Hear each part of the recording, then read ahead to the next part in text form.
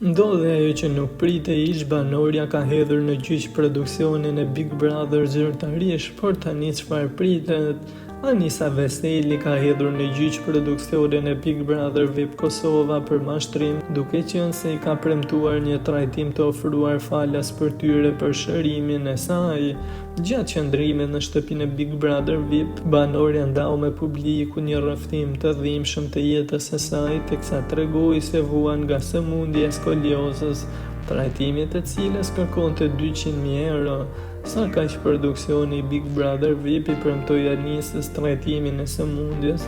pasi që me sa duket ishte vetëm gënjeshtër, gjë që vetë Anisa e bëri publike ditë më parë.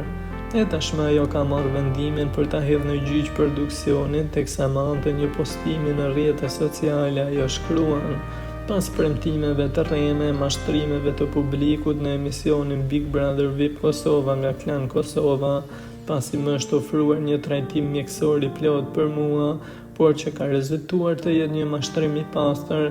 kam vendosur të marr hapa të rëndësishëm për të mbrojtur të drejtat e mia, për të siguruar që drejtësia të vihet në vend. Për këtë qëllim kam angazhuar shoqërinë e jurtë të avokatëve, Jupolli dhe Associated për të më përfaqësuar në këtë proces të rëndësishëm. Ato do të punojnë për të siguruar që të drejtat e mia të respektohen dhe për të siguruar që përgjegjësit të mbajnë përgjegjësi për mashtrimin që më është bërë. Ky është një hap i rëndësishëm për të garantuar se askush nuk mund të luajë me shëndetin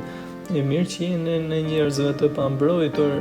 Drejtësia do të triumfojë,